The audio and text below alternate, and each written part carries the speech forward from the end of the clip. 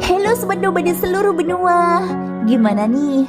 Udah siap belum dengerin kelanjutan cerita BTTH Benua Abadi versi novelnya? Sebelum Mimin melanjutkan, Mimin ucapin terima kasih banyak atas support dan kesetiaannya sampai sejauh ini. So, jangan lupa tekan tombol loncengnya, atur posisi, pejamkan mata, dan let's go. Mari kita masuk ke ilusi seni radionya. Halo Sobat Noba, melanjutkan cerita dari episode sebelumnya ya. Semoga kalian suka. Ada belenggu yang melapisi jiwamu. Selama belenggu itu tidak dipatahkan, kamu tidak dapat menerobos keabadian dewa. Selain itu, orang yang meninggalkan belenggu sangat kuat. Ucap roh dunia iblis kuno, suaranya perlahan keluar. Ning Yao menggertakkan giginya. Dia berkata, "Tolong, selama aku bisa menembus keabadian dewa, Junior akan melakukan apapun."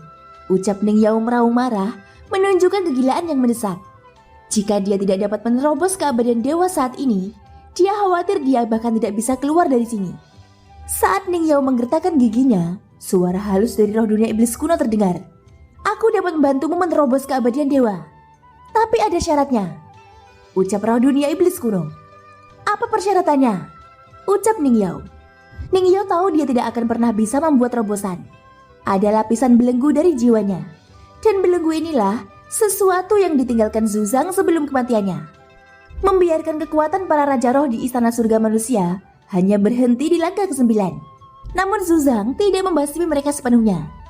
Dia hanya membuat kekuatan mereka turun ke tingkat keabadian kaisar.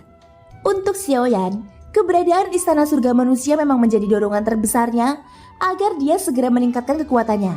Mungkin inilah niat Zuzang tidak membunuh mereka dan menyegel kekuatannya sebelum Xiaoyan menerobos keabadian dewa. Terlebih lagi mereka memiliki jantung biru abadi. Xiaoyan pernah hampir mati. Oleh karena itu Xiaoyan juga didesak untuk membuat kemajuan dengan pesat. Hingga pada akhirnya Raja Roh Tianxun berhasil dibunuh. Hanya saja sekarang Xiaoyan tidak tahu bahwa ketika dia masih dalam pemurnian obat, ada bahaya besar yang tersembunyi. Pada saat ini suara roh dunia kembali terdengar. Adapun persyaratannya, kamu harus berjuang untuk dunia iblis kuno selama 1000 tahun. Dalam 1000 tahun ini kamu tidak bisa pergi, ucap roh dunia. Suaranya terdengar di telinga Ning Yao. Ning Yao langsung mengernyit ketika mendengar ini. 1000 tahun? Tidak masalah jika Sensi dan Taisu tidak memulai perang. Namun kini perang sudah dimulai. Istana surga manusia membutuhkan kekuatan keabadian dewa. Bukannya dia takut Taisu akan dikalahkan. Jika dia tidak menyelesaikannya, dia akan mati. Mata Ning Yao menunjukkan ekspresi rumit. 1000 tahun ini terlalu lama. Dia tidak sabar dan tidak bisa menunggu sama sekali. Dia harus menerobos keabadian dewa secepat mungkin dan kembali ke Sensi. Ini adalah tujuan utamanya. Bisakah kamu mengubah syaratnya? Ucap Ning Yao dengan getir. Bantu dunia iblis kuno untuk memperbaiki penghalang dunia yang rusak. Jika kamu bisa melakukannya, selain membantumu menjadi keabadian dewa, kamu juga bisa mendapatkan keberuntungan dunia yang membuatmu puas, ucap roh dunia iblis kuno. Ning Yao tidak bisa menahan kedutan di sudut mulutnya saat mendengar ini. Syarat ini bahkan lebih mustahil untuk diselesaikan. Dibandingkan dengan syarat sebelumnya, sesuatu seperti memperbaiki penghalang dunia bukanlah yang bisa dia capai dengan kekuatannya. Bolehkah kamu mengubahnya ke yang lain? Tanya Ning Yao lagi sambil tersenyum masam. Namun kali ini tidak ada tanggapan sama sekali dari roh dunia. Artinya sudah jelas, Ning Yao hanya diberi 2 pilihan itu. Jika dia tidak bisa menyanggupinya, maka lupakan tentang menerobos keabadian dewa.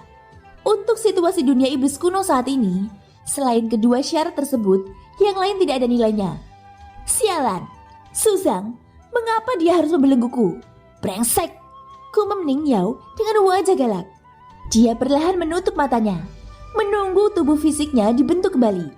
Setelah beberapa saat, Ning Yao membuka matanya dan menghembuskan nafas berat. 1000 tahun, akan ada banyak hal yang terjadi. Jika aku diizinkan untuk menerobos keabadian dewa, mungkin semuanya akan terbalik. Sebaliknya jika aku tidak segera membuat terobosan, aku khawatir jalan selanjutnya tidak akan mudah dan tidak memiliki kesempatan untuk keluar dari sini.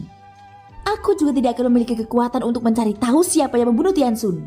Menurut apa yang dikatakan roh dunia sebelumnya, selain aku ada satu lagi putra Sensi yang bersama-sama memasuki gerbang kuno. Mungkinkah tewasnya Tianxun ada hubungannya dengan orang ini?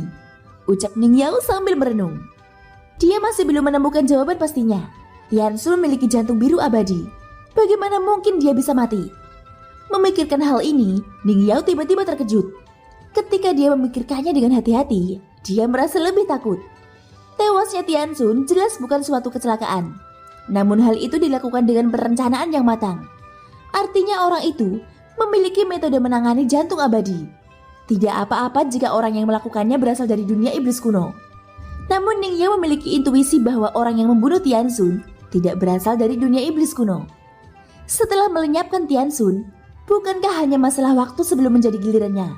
Memikirkan hal ini, hati Ning Yao sepertinya menegang. Rasanya seperti dicubit oleh tangan besar. Dia tidak bisa ragu dan segera menerima persyaratan dari roh dunia iblis kuno. Baiklah, selama 1000 tahun, aku berjanji padamu akan berkunjung untuk dunia iblis kuno, ucap Ning Yao. Dia tidak lagi setenang dulu. Meski bahayanya belum mendekat, namun kematian Tiansun menjadi ancaman terbesarnya. Hal ini cukup membuat Ning Yao gugup. Ya, sepakat, ucap roh dunia iblis kuno segera merespon. Ning Yao tiba-tiba merasakan jiwanya bergetar. Kemudian dia merasa jiwanya diperas secara gila-gilaan. Jeritan menyakitkan terdengar. Setelah itu, benang merah muncul di dahi Ning Yao. Segera kekuatan tak kasat mata ini perlahan mencabut benang merah yang telah terkubur di dalam jiwanya. Saat ini Ning Yao sepertinya merasa ususnya ditarik keluar sedikit demi sedikit, sampai benang merah ini tercabut seluruhnya. Ning Yao merasa seolah-olah batu besar yang menekannya telah dilepas. Perasaan nyaman ini membuatnya merasa cukup bahagia. Kekuatan tak terlihat di sekelilingnya dengan cepat memasuki tubuhnya. Hal ini membuat kecepatan pemulihan tubuh fisiknya menjadi lebih cepat. Selama aku bisa kembali ke abadian dewa, bahkan jika aku bertemu orang yang membunuh Tiansun, aku juga tidak takut. Dia tidak berani muncul dengan mudah. Kalau dipikir-pikir, kekuatannya sendiri tidak lebih kuat. Kalau tidak, dia seharusnya menyerangku sejak di dunia pertemuan iblis. Gumam Ning Yao. Dia terus memikirkannya. Dan pada saat ini dia sepertinya telah melihat fajar kembali. Ning Yao menarik nafas dalam-dalam. Kabut beracun yang mengelilingi sekelilingnya tiba-tiba mulai menyusut. Mereka berkumpul kemudian dengan gila-gilaan memasuki tubuhnya. Apakah ini akan menjadi terobosan? Hahaha, keabadian dewa, aku datang, gumam Ning Yao. Senyum di wajahnya berangsur-angsur menjadi gila. Dia sudah terlalu lama menunggu hari ini. Penindasan selama bertahun-tahun telah dilepaskan sepenuhnya pada saat ini. Thank you guys sudah mendengarkan ceritaku di episode kali ini. Sepertinya makin seru nih ya cerita-cerita selanjutnya. Ikutin terus kelanjutan episode-episode berikutnya ya. Semoga hari kalian menyenangkan. Sampai jumpa dan bye-bye.